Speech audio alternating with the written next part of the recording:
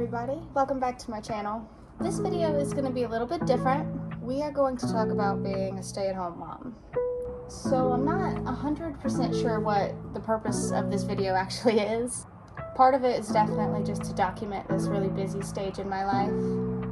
But I think the other part is I want to give other stay-at-home moms some validation and a sense that they aren't alone if you don't always have it all together, if your house isn't always in tip-top shape, if your kids aren't always pristine. Certainly in this age of social media, we have been victims of thinking that that's how life should be, that if you aren't living up to that standard, then you're doing something wrong and you don't have it all together, and that's just not the case. So I'm here to tell you that no, you are not alone, and guess what? Nobody has it all together. And stop comparing yourself to what you see on social media, because there's so often a different reality going on behind that camera. But anyways, we're gonna look at a little bit of what I do as a stay-at-home mom of 3. Somehow I ended up with twice as many cats as I have kids. So yeah, I'm not going to give you like a play-by-play of everything I do in the day because I got a lot going on. We're just going to look a little bit at what I do in an average day, again, as a stay-at-home mom of 3. And let's talk a little bit about how we get through that day. And the goal is with our sanity intact. That's the goal.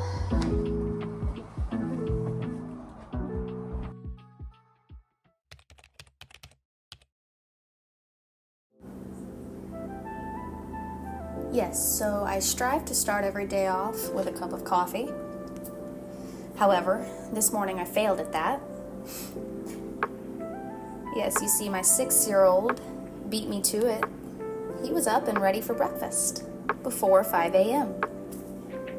So that was an absolute joy.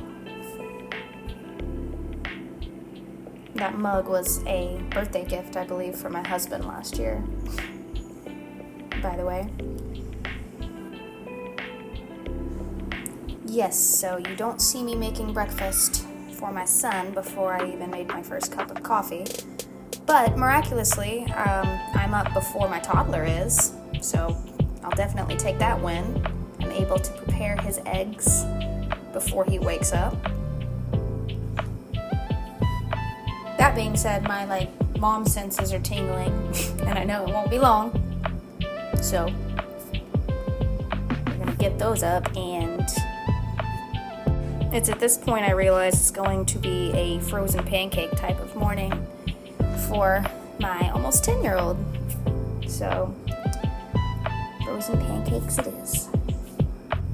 And yes, it's no sooner that I get those served up than I hear the cry of a wild toddler. Which means the morning is about to get a lot more interesting.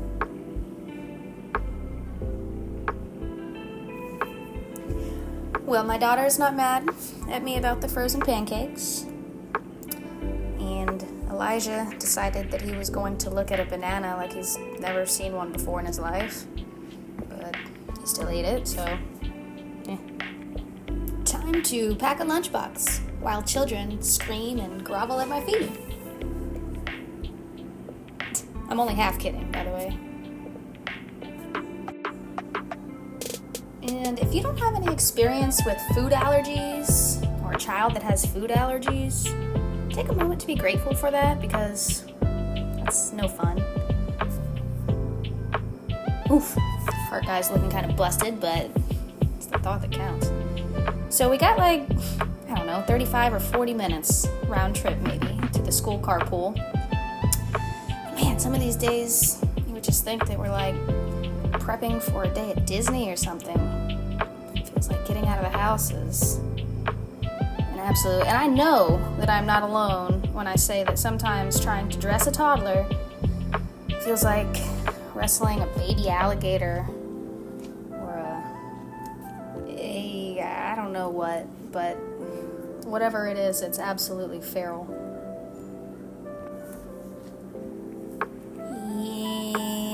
Yep, there it is. So, I helped my daughter get it together. I'll explain that wallpaper later, by the way. I helped my daughter get it together while her brothers terrorize each other. And it's an absolute miracle. We make it out the door. And on time, no less. On a serious note, I'm extremely grateful for my daughter. I don't know what else to say other than she's just an absolute gem of a human. I'm very proud to be raising her. So it's just me and the boys on the way back to the house. And this particular morning will be spent playing. Swinging in Isaac's case. The boy loves to swing.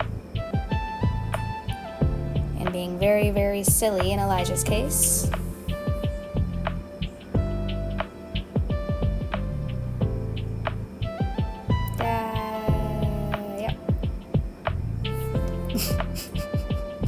But it's not very long before my 6-year-old lets me know, lo and behold, he's starving. It's snack time. Snack time for Elijah means let's see how many Cheerios we can stuff in our mouth at once and try to give Mom a heart attack. He's got to be cute, so hard to be mad at him. Can't forget about these guys.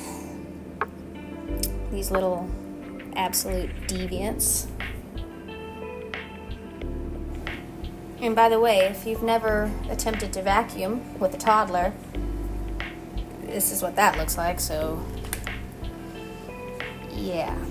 I guess all about running interference on my vacuum cleaning tuckered him out, so it was finally nap time. So I was successful with that, and now that dreaded mystery nap timer is ticking, and it's time for me to serve Isaac some lunch. And with him content and the baby napping, I decide to attempt a minimal amount of self-care. Now, a lot of times I use this time, even if I don't have anything going on, I'll try to put a little makeup on or maybe style my hair, something to make myself feel better, but today's not going to be one of today's not going to be one of those days. But I will change clothes. It's the least I can do. It's amazing what a simple change of clothes can do some days for a stay-at-home mom, no? Okay, so this is a house that my husband and I are renting. We've been renting it for about 7 years now, before my son here, Isaac, was born. If you watched my Meet the Family video, you may recall that Isaac is autistic. He was diagnosed shortly after he turned 2, I believe, and I'm not going into detail about that right now. All of this is to say that I believe it was around that same age that Isaac decided that it was going to be fun to start peeling the wallpaper all over the house, so that's great. But no, on this day I decided to take advantage of the fact that the baby was napping and Isaac was content, and I decided to get a few things done on this particular day, but it doesn't always look like that. Some days it looks like me collapsing on the nearest surface until somebody physically makes me move. By the way, lunch was a literal handful of nuts today. But at least I remembered to eat, right? And normally at this time we would be hustling out the door to go get my daughter from school, which is fun. But my mom dropped her off today. I was grateful for that.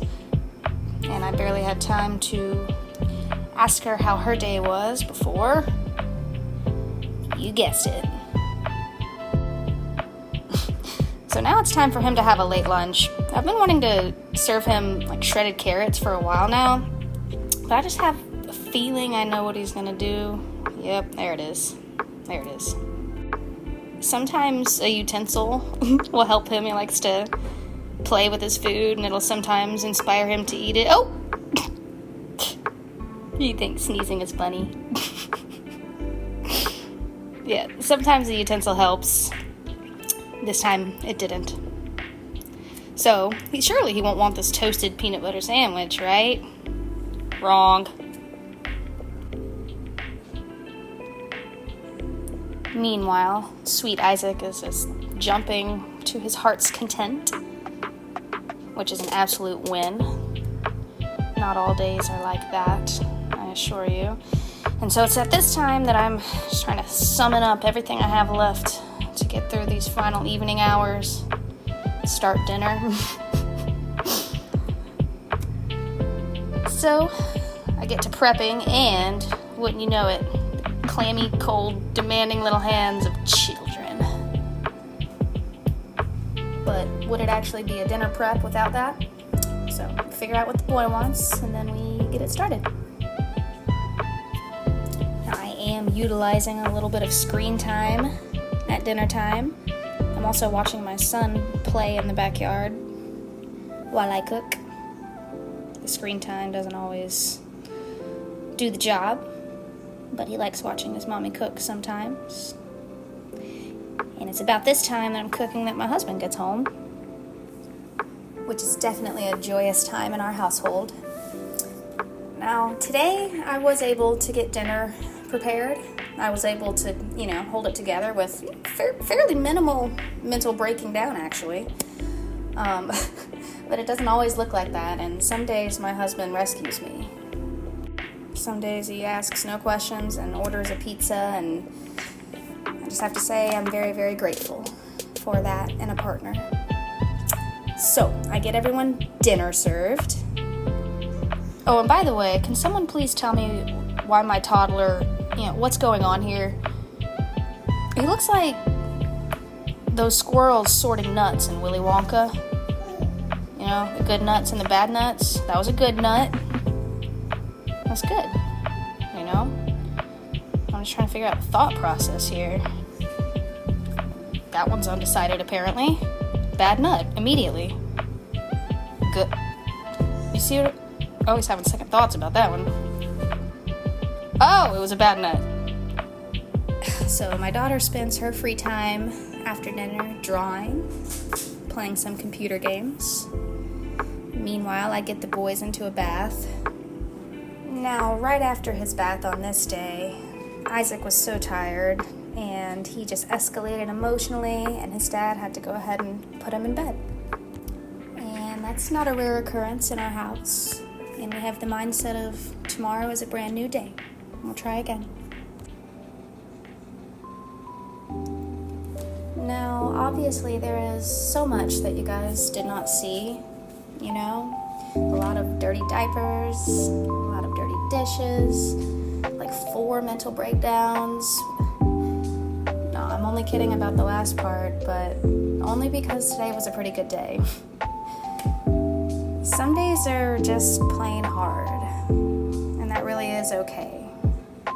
But what does come at the end of every day, I think, is the opportunity to reflect and see how you may be able to make adjustments to make tomorrow better. Thank you guys so much for joining me on this video, and I'll see you next time.